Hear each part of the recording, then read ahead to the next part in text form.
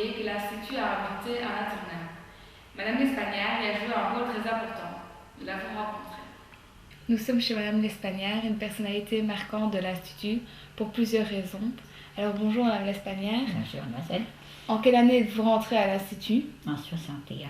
Et est-ce que vous avez connu, vous, alors l'internat? L'internat? Oui, oui. J'ai travaillé beaucoup à l'internat. Quel était votre rôle? J'ai fait un peu de tout à l'internat. Moi, je m'occupais surtout du réfectoire, des commandes d'alimentation, et puis des chambres des enfants. Pendant les vacances, c'était notre rôle, c'était de remettre l'internat en ordre. Nous travaillions encore bien avec la directrice qui était Madame Mordant, le premier moment. Et quels étaient vos rapports avec les élèves à ce moment-là?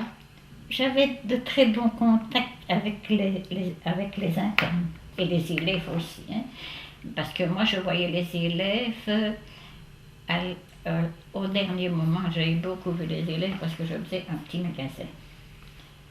Je vendais à 10 heures des chics, vous savez.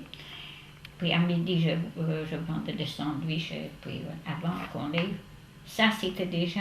Au premier abord, on faisait les dîners chauds là-bas. Alors, il y avait les internes, les demi-pensionnaires qu'on appelait ça.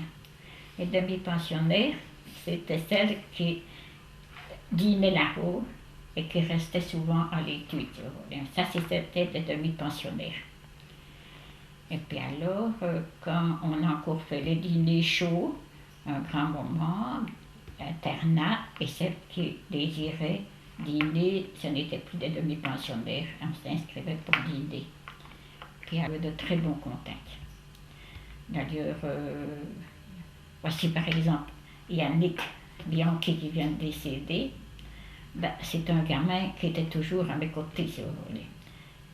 Il aurait bien couru dans les escaliers pour venir m'aider à 10 heures, par exemple, et à midi pour un petit peu vendre les chics et être à côté de moi. Ça nous avions de très bons rapports, d'ailleurs avec beaucoup d'autres élèves. Dans les grandes, quand j'étais en 5e et 6e, c'était souvent maman, c'était notre deuxième maman. Ça, je ne cache pas de le dire, c'était souvent ma deuxième maman. Je suppose que ça a été difficile pour vous alors la fermeture de l'internat? Ça a été très dur. Très dur. Surtout que on s'en doutait, on s'en doutait, non, parce que vu que j'étais quand même assez près des enfants, les lettres que les parents recevaient, je savais ce qu'ils recevaient comme lettres, vous comprenez, c'est ça, autrement rien.